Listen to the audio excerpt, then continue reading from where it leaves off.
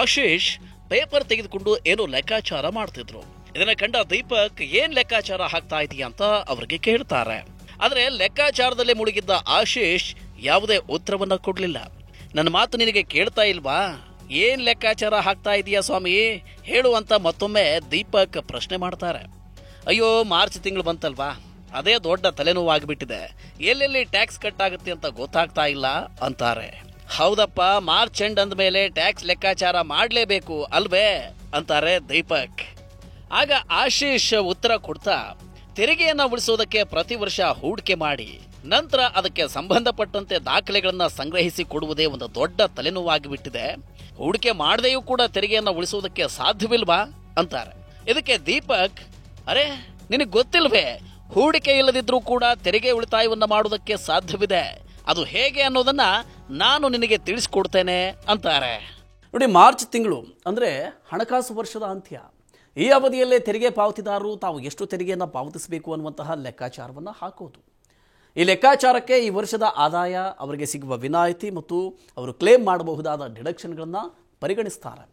ಒಂದು ವೇಳೆ ಈ ಡಿಡಕ್ಷನ್ಗಳನ್ನು ಕ್ಲೇಮ್ ಮಾಡೋದಕ್ಕೆ ಮರೆತು ಹೋದರೆ, ಅಂದರೆ ಮಾರ್ಚ್ ಒಳಗೆ ಸಂಬಂಧಪಟ್ಟ ಹೂಡಿಕೆಗಳನ್ನು ಅಥವಾ ಪಾವತಿಗಳನ್ನು ಮಾಡದೇ ಹೋದರೆ ಅವರು ಹೆಚ್ಚಿನ ಮೊತ್ತದ ತೆರಿಗೆಯನ್ನು ಪಾವತಿಸಬೇಕಾಗಬಹುದು. ಅನೇಕರು ಸೆಕ್ಷನ್ 80C ಪೂರ್ಣ ಪ್ರಮಾಣದ ಪ್ರಯೋಜನವನ್ನು ಪಡೆದಿರಲ್ಲ. ಅಂದರೆ ಪೂರ್ತಿ 1.5 ಲಕ್ಷ ರೂಪಾಯಿಯಷ್ಟು ವಿನಾಯಿತಿಗಳಿರಲ್ಲ ಅಥವಾ ಉಳಿದ ಮೊತ್ತದಷ್ಟು ಹೂಡಿಕೆಗಳನ್ನು ಮಾಡಿರಲ್ಲ. PPF, NPS, ELSS ಹೀಗೆ ಎಲ್ಲ ಹೂಡಿಕೆಗಳ ಒಟ್ಟು ಮೊತ್ತ 1.5 ಲಕ್ಷ ರೂಪಾಯಿಗಳು ಇಷ್ಟಾಗಿರೋದಿಲ್ಲ. ಎಷ್ಟೋ ಸಲ ಹೀಗೆ ಹೂಡಿಕೆ ಮೂಲಕ ತೆರಿಗೆಯನ್ನು ಉಳಿತಾಯ ಮಾಡಬಹುದು ಅನ್ನೋದನ್ನೇ ಮರೆತು ಬಿಟ್ಟಿರ್ತಾರೆ. ಹಾಗಾದರೆ ಈ ತೆರಿಗೆ ಉಳಿತಾಯ ಮಾಡುವ ವಿಧಾನಗಳ ಬಗ್ಗೆ ನಾವೀಗ ಸೂಕ್ಷ್ಮವಾಗಿ ನೋಡ್ತಾ ಹೋಗೋಣ.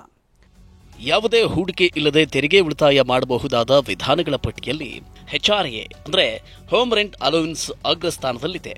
ಮನೆ ಬಾಡಿಗೆಯ ಭತ್ಯೆ ಅಥವಾ HRA ಅನ್ನೋದು ಉದ್ಯೋಗಿಗಳ ವೇತನದಲ್ಲಿನ ಒಂದು ಅಂಶ. ಆದಾಯ ತೆರಿಗೆ ಕಾಯ್ದೆಯ ಸೆಕ್ಷನ್ 10/13A ಇದರ ಅಡಿಯಲ್ಲಿ HRA ವಿನಾಯಿತಿಯನ್ನು ಪಡೆಯಬಹುದು. HRA ಕ್ಲೇಮ್ ಮಾಡೋದಕ್ಕೆ ಪ್ರಮುಖವಾದ ಷರತ್ತು ಅಂದ್ರೆ ನಿಮಗೆ ಮನೆ ಬಾಡಿಗೆ ಭತ್ಯೆ ಸಿಗ್ತಾ ಇರಬೇಕು, ಜೊತೆಗೆ ನೀವು ವಾಸ ಮಾಡುವ ಮನೆ ಬಾಡಿಗೆ ಪಾವತಿಯನ್ನ ನೀವು ಮಾಡ್ತಾ ಇರಬೇಕು. ಸ್ವಂತ ಮನೆಯಲ್ಲಿ ವಾಸವಿದ್ರೆ HRA ಮೊತ್ತ ಸಂಪೂರ್ಣವಾಗಿ ಟ್ಯಾಕ್ಸೇಬಲ್, ಅಂದ್ರೆ ಯಾವುದೇ ವಿನಾಯಿತಿ ನಿಮಗೆ ಸಿಗಲ್ಲ. ಮನೆ ಬಾಡಿಗೆ ಭತ್ಯೆ ಅಥವಾ HRA ಕ್ಲೇಮ್ ಮಾಡೋದಕ್ಕೆ ಕೆಲವು ಷರತ್ತುಗಳಿವೆ. ಮೊದಲನೆಯದಾಗಿ HRA ಆಗಿ ಸಿಗುವ ಮೊತ್ತ. ಎರಡನೇದಾಗಿ ಮೆಟ್ರೋ ನಗರಗಳಲ್ಲಾದರೆ ಬೇಸಿಕ್ ಮತ್ತು DA ಮೊತ್ತದ 50%. ಮೆಟ್ರೋಯೇತರ ನಗರಗಳಲ್ಲಾದರೆ ಬೇಸಿಕ್ ಮತ್ತು DA ಮೊತ್ತದ 40%. ಇನ್ನು ಮೂರನೇದಾಗಿ ವಾರ್ಷಿಕ ಬಾಡಿಗೆ ಪಾವತಿ ಮೊತ್ತದಲ್ಲಿ ಬೇಸಿಕ್ ವೇತನ ಮತ್ತು DA ಮೊತ್ತದ 10% ಕಡಿತ ಮಾಡಿದರೆ ಸಿಗುವ ಮೊತ್ತ. ಈ ಮೂರರಲ್ಲಿ ಯಾವ ಮೊತ್ತ ಕಡಿಮೆ ಇದೆಯೋ ಅಷ್ಟು ಮೊತ್ತದಷ್ಟು HRA ಕ್ಲೇಮ್ ಮಾಡೋದಕ್ಕೆ ನಿಮಗೆ ಅವಕಾಶ ಇರುತ್ತೆ. ಸ್ವಂತ ಸೂರಿರಬೇಕು ಅನ್ನೋದು ಪ್ರತಿಯೊಬ್ಬರ ಕನಸು. ಆದಾಯ ತೆರಿಗೆ ಕಾಯ್ದೆ ಕೂಡ ಈ ಭಾವನೆಗೆ ಪೂರಕವಾಗಿದೆ. ಆದಾಯ ತೆರಿಗೆ ಕಾಯ್ದೆಯ ಸೆಕ್ಷನ್ 24(b) ಇದರ ಅಡಿಯಲ್ಲಿ ಗೃಹ ಸಾಲ ಪಡೆದು ಮನೆಯನ್ನ ಖರೀದಿಸಿದ್ರೆ ಅಥವಾ ನಿರ್ಮಾಣವನ್ನ ಮಾಡಿದ್ರೆ ತೆರಿಗೆ ವಿನಾಯಿತಿ ನಿಮಗೆ ಸಿಗುತ್ತೆ. ಒಂದು ವೇಳೆ ನೀವು ಹೀಗೆ ಸಾಲವನ್ನ ಪಡೆದು ಖರೀದಿ ಮಾಡಿ ಅಥವಾ ನಿರ್ಮಿಸಿದ ಮನೆಯಲ್ಲಿ ಸ್ವತಃ ವಾಸವಿದ್ರೆ ವಾರ್ಷಿಕವಾಗಿ ನೀವು ಪಾವತಿಸುವ ಬಡ್ಡಿಯ ಮೊತ್ತದಲ್ಲಿ 2 ಲಕ್ಷ ರೂಪಾಯಿಯಷ್ಟು ವಿನಾಯಿತಿ ನಿಮಗೆ ಸಿಗುತ್ತೆ. ನೀವೇನಾದರೂ ಆ ಮನೆಯನ್ನ ಬಾಡಿಗೆಗೆ ಕೊಟ್ಟಿದ್ರೆ ನೀವು ಎಷ್ಟು ಮೊತ್ತದ ಬಡ್ಡಿಯನ್ನ ಪಾವತಿ ಮಾಡ್ತೀರೋ ಅಷ್ಟೂ ಮೊತ್ತಕ್ಕೆ ವಿನಾಯಿತಿಯನ್ನ ಪಡೆಯಬಹುದು. ಇನ್ನು ನಿರ್ಮಾಣ ಹಂತದಲ್ಲಿರುವ ವಸತಿ ಸ್ವತ್ತಿನ ಸಂಬಂಧ ಪಡೆಯಬಹುದಾದ ವಿನಾಯಿತಿಗಳ ಬಗ್ಗೆ ತಜ್ಞರ ಸಲಹೆಯನ್ನ ಪಡೆಯೋದು ಉತ್ತಮ. You have constructed your house, yeah, you have received purchased a new house. So you are eligible for a deduction under section 24 subsection B of the Income Tax Act, which gives you a deduction of payment of interest for ₹2 lakh every year. Till that time you are repaying your loan. In addition to the above, you are getting a deduction of ₹1,50,000 as a principal, which is deductible under section 80C. This 80C is cumulative of so many other deductions, which has been already been explained to you. Now, if you don't get your house constructed within 5 years, then you are only eligible for a deduction of ₹30,000. However, for the period under construction, you are eligible for a deduction for ₹2 lakhs, but not for this year. You are accumulating this interest amount, and then after 5 years, you are getting 1/5 of that as a deduction with a capping of ₹2 lakh per year, per annum, if house has been constructed. But if house could not be constructed within 5 years, then this deduction gets reduced to 30,000. ನಾವು ನಮ್ಮ ವೃತ್ತಿಯನ್ನ ರೂಪಿಸಿಕೊಳ್ಳುವುದಕ್ಕೆ ಉನ್ನತ ಶಿಕ್ಷಣಕ್ಕಾಗಿ ಸಾಲವನ್ನು ತಗೋತೀವಿ. ಈ ಸಾಲ ಕೂಡ ನಮ್ಮ ಜೇಬಿನಿಂದ ತೆರಿಗೆಯ ಮೊತ್ತವನ್ನು ಕಡಿಮೆ ಮಾಡಬಹುದಾಗಿದೆ. ಆದಾಯ ತೆರಿಗೆ ಕಾಯ್ದೆಯ ಸೆಕ್ಷನ್ 80E ಅಡಿಯಲ್ಲಿ ಉನ್ನತ ಶಿಕ್ಷಣದ ಸಾಲದ ಮೇಲೆ ವಿನಾಯಿತಿ ನಿಮಗೆ ಸಿಗುತ್ತೆ. ಅಂದ್ರೆ 12ನೇ ತರಗತಿಯ ನಂತರದ ವಿದ್ಯಾಭ್ಯಾಸ ಅದು ಸ್ವತಃ ನಿಮಗೆ ಆಗಿರಬಹುದು, ನಿಮ್ಮ ಪತಿ ಅಥವಾ ಪತ್ನಿ ಅಥವಾ ಮಕ್ಕಳಿಗೆ ಆಗಿರಬಹುದು. ನೀವು ಪಡೆದಿರುವ ಸಾಲಕ್ಕೆ ಪಾವತಿಸುವ ಬಡ್ಡಿಯ ಮೇಲೆ ವಿನಾಯಿತಿ ಸಿಗುತ್ತೆ. ಹೀಗೆ ಡಿಡಕ್ಷನ್ ಕ್ಲೇಮ್ ಮಾಡಬಹುದಾದ ಬಡ್ಡಿ ಮೊತ್ತದ ಮೇಲೆ ಯಾವುದೇ ಮಿತಿ ಇಲ್ಲ, ಅಂದ್ರೆ ಅಪ್ಪರ್ ಲಿಮಿಟ್ ಇಲ್ಲ. ಆದಾಗ್ಯೂ ಕೂಡ ಚಾಪ್ಟರ್ 6A ಅಡಿಯಲ್ಲಿ ಕ್ಲೇಮ್ ಮಾಡುವ ವಿನಾಯಿತಿಗಳು ಒಟ್ಟು ಆದಾಯವನ್ನ ಮೀರುವ ಹಾಗಿಲ್ಲ. EMI ಪಾವತಿ ಶುರು ಆದಾಗಿನಿಂದ 8 ವರ್ಷದವರೆಗೆ ಡಿಡಕ್ಷನ್ ಕ್ಲೇಮ್ ಮಾಡಿಕೊಳ್ಳಬಹುದು. ನೋಡಿ, ಆರೋಗ್ಯ ರಕ್ಷಣಾ ವಲಯದಲ್ಲಿನ ಹಣದುಬ್ಬರವನ್ನು ನೋಡಿದರೆ ಆರೋಗ್ಯ ವಿಮೆಯ ಅತ್ಯಗತ್ಯ ಅನ್ನೋದು ತಿಳಿಯುತ್ತೆ. ಆದಾಯ ತೆರಿಗೆ ಕಾಯ್ದೆಯ ಸೆಕ್ಷನ್ 80D ಅಡಿಯಲ್ಲಿ ಆರೋಗ್ಯ ವಿಮಾ ಪ್ರೀಮಿಯಂಗಳ ಮೇಲೆ ತೆರಿಗೆ ವಿನಾಯಿತಿ ಸಿಗುತ್ತೆ.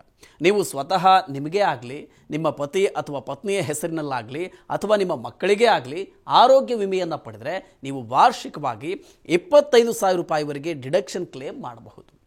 ನೀವು ಅಥವಾ ನಿಮ್ಮ ಪೋಷಕರು ಹಿರಿಯ ನಾಗರಿಕರಾಗಿದ್ದರೆ ನೀವು ವಾರ್ಷಿಕವಾಗಿ 50,000 ರೂಪಾಯಿವರೆಗೂ ಡಿಡಕ್ಷನ್ ಕ್ಲೇಮ್ ಮಾಡಬಹುದು. ನೀವು ಮತ್ತು ನಿಮ್ಮ ಪೋಷಕರು ಇಬ್ಬರೂ ಕೂಡ ಹಿರಿಯ ನಾಗರಿಕರಾಗಿದ್ದರೆ ಈ ಸೆಕ್ಷನ್ನ ಅಡಿಯಲ್ಲಿ ನೀವು ವಾರ್ಷಿಕವಾಗಿ 1 ಲಕ್ಷ ರೂಪಾಯಿಯಷ್ಟು ಡಿಡಕ್ಷನನ್ನು ಕ್ಲೇಮ್ ಮಾಡೋದಕ್ಕೆ ನಿಮಗೆ ಅವಕಾಶವಿದೆ. ಅಲ್ಲದೆ ಇದೇ ಪರಿಮಿತಿಯ ಒಳಗೆ ಹೆಚ್ಚುವರಿಯಾಗಿ ಪ್ರಿವೆಂಟಿವ್ ಹೆಲ್ತ್ ಚೆಕಪ್ಗಳಿಗೆ 5,000 ರೂಪಾಯಿವರೆಗೆ ಡಿಡಕ್ಷನನ್ನು ಕೂಡ ನೀವು ಕ್ಲೇಮ್ ಮಾಡಿಕೊಳ್ಳಬಹುದು. ಓಕೆ, ಈ ರೀತಿಯ ಇನ್ನಷ್ಟು ಮಾಹಿತಿ ಮತ್ತು ಪರ್ಸನಲ್ ಫಿನಾನ್ಸ್ ವಿಚಾರಗಳಿಗೆ ಡೌನ್ಲೋಡ್ ಮಾಡಿ ಮನಿ9 ಕನ್ನಡ ಆ್ಯಪ್ ಹಾಗೂ ಯೂಟ್ಯೂಬ್ನಲ್ಲಿಯೂ ಸಬ್ಸ್ಕ್ರೈಬ್ ಆಗಿ, ಲೈಕ್ ಮಾಡಿ, ಶೇರ್ ಮಾಡಿ. Thank you. ಒಂದು ವೇಳೆ ಉದ್ಯೋಗಿಗೆ ತನ್ನ ಉದ್ಯೋಗದಾತರಿಂದ ಮಕ್ಕಳ ವಿದ್ಯಾಭ್ಯಾಸಕ್ಕಾಗಿ ಚಿಲ್ಡ್ರನ್ ಅಲೋವೆನ್ಸ್ ದೊರೆತರೆ, ಹಾಸ್ಟೆಲ್ ವೆಚ್ಚಗಳಿಗಾಗಿ ಹಾಸ್ಟೆಲ್ ಅಲೋವೆನ್ಸ್ ಸಿಗ್ತಾ ಇದ್ರೆ ಆಗ ಆದಾಯ ತೆರಿಗೆ ಕಾಯ್ದೆಯ ಸೆಕ್ಷನ್ 10 ಇದರ ಅಡಿಯಲ್ಲಿ ವಿನಾಯಿತಿಯನ್ನು ಕ್ಲೇಮ್ ಮಾಡ್ಕೋಬಹುದು. ಮಕ್ಕಳ ಶೈಕ್ಷಣಿಕ ಭತ್ಯೆಯಾಗಿ ವಾರ್ಷಿಕವಾಗಿ 1,200 ರೂಪಾಯಿ ಹಾಗೂ ಹಾಸ್ಟೆಲ್ ಭತ್ಯೆ 3,600 ರೂಪಾಯಿಗಳಷ್ಟು ವಿನಾಯಿತಿ ಸಿಗುತ್ತೆ. ಈ ವಿನಾಯಿತಿಯನ್ನು ಗರಿಷ್ಠ 2 ಮಕ್ಕಳಿಗೆ ನೀವು ಪಡೆಯಬಹುದು. ಇನ್ನು ಈ ಮಧ್ಯೆ ಮಾನ್ಯತೆ ಪಡೆದ ವಿಶ್ವವಿದ್ಯಾಲಯಗಳು, ಕಾಲೇಜುಗಳು, ಶಾಲೆಗಳು ಅಥವಾ ಇತರೆ ಶೈಕ್ಷಣಿಕ ಸಂಸ್ಥೆಗಳಲ್ಲಿ ಮಕ್ಕಳ ಶಿಕ್ಷಣಕ್ಕಾಗಿ ಟ್ಯೂಷನ್ ಫೀಯನ್ನು ಪಾವತಿಸುವ ಪಾಲಕರು ಸೆಕ್ಷನ್ 80C ಅಡಿಯಲ್ಲಿ 1.5 ಲಕ್ಷ ರೂಪಾಯಿಯಷ್ಟು ಡಿಡಕ್ಷನ್ ಕ್ಲೇಮ್ ಮಾಡಬಹುದು. ಈ ವಿನಾಯಿತಿ ಉದ್ಯೋಗಿಗಳು ಮತ್ತು ಸ್ವಯಂ ಉದ್ಯೋಗಿಗಳು ಇಬ್ಬರಿಗೂ ಕೂಡ ಸಿಗಲಿದೆ. ಸೆಕ್ಷನ್ 80C ಅಡಿಯಲ್ಲಿ ಗರಿಷ್ಠ 2 ಮಕ್ಕಳಿಗೆ ಮಾತ್ರ ಈ ವಿನಾಯಿತಿ ಸಿಗುತ್ತೆ. ವಿದೇಶಿ ಶೈಕ್ಷಣಿಕ ಸಂಸ್ಥೆಗಳಿಗೆ ಪಾವತಿಸಿದ ಟ್ಯೂಷನ್ ಫೀ ಮೇಲೆ ಯಾವುದೇ ತೆರಿಗೆಯ ವಿನಾಯಿತಿ ಇಲ್ಲ. ಈ ಡಿಡಕ್ಷನ್ಗಳ ಲಾಭವನ್ನ ಪಡಿಬೇಕು ಅಂದರೆ ಹಣಕಾಸು ವರ್ಷ 2023-24ರಲ್ಲಿ ಹಳೆಯ ತೆರಿಗೆ ಪದ್ಧತಿ ಆಯ್ಕೆ ಮಾಡಿಕೊಳ್ಳುವುದು ಒಂದೇ ವಿಧಾನ. ಇದರಿಂದ ತೆರಿಗೆ ಮೊತ್ತ ಕಡಿಮೆ ಮಾಡಿಕೊಳ್ಳಬಹುದು. ಹೊಸ ತೆರಿಗೆ ಪದ್ಧತಿಯಲ್ಲಿ ನಿಮಗೆ ಬಹುತೇಕ ಡಿಡಕ್ಷನ್ಗಳ ಲಾಭ ಸಿಗೋದಿಲ್ಲ. ಆದಾಗ್ಯೂ ಕೂಡ ಹೊಸ ತೆರಿಗೆ ಪದ್ಧತಿಯಲ್ಲಿ ತೆರಿಗೆ ದರಗಳು ಕಡಿಮೆ ಇದೆ. What kind of precautions has to be taken while availing the deductions and exemptions from Income Tax Department from all these sections? For availing deduction under section 80C, for the child education, you are claiming 1,50,000 rupees for the payment of school fee. So certainly you have to be in possession of the school fee or you have a certificate from the school. I will suggest you make all these payments from your banking channels. So it's more convenient to prove later on that we made the payment to the authorities to whom it was concerned. Like in case of 80C, it is school. In case of 80D, the section itself mandates that the payment of premium has to be made through banking channels only. You cannot avail. If you have made payment in cash, you are not allowed. It is applied on both for yourself and for your parents also. So for both the conditions, the payment has to be made through banking channels. So this is very important. The receipts and documents has to be maintained. For section 80E, education loan, certainly you are getting a loan from a financial institutions and you are repaying to the bank. So you are the interest is eligible. So you are eligible for 100% deduction of interest on education loan for yourself, your spouse, as well as for children. Similarly, for mobile reimbursements, which is a perquisite for salaried employees, but in certain circumstances it is allowed, like reimbursement of mobile phones, books and periodicals, relocation allowances. You are getting food coupons from your employer. Up to 50 rupees, this deduction is allowed. But you should be in possession of all the documents and evidences for making the payment of these expenses. ಯಾವುದೇ ಹೂಡಿಕೆಗಳು ಇಲ್ಲದೆ ಹೇಗೆ ತೆರಿಗೆ ಉಳಿತಾಯ ಮಾಡಬಹುದು ಎಂಬ ಬಗ್ಗೆ ದೀಪಕ್ ಅವರ ವಿವರಣೆ ಕೇಳಿ ಆಶೀಶ್ ಅವರು ಪ್ರಭಾವಿತರಾದರು. ಜೊತೆಗೆ ಕೊನೆ ಕ್ಷಣದವರೆಗೂ ಕಾಯಬಾರದು ಅಂತ ಕೂಡ ದೀಪಕ್ ಸಲಹೆ ಕೊಡ್ತಾರೆ.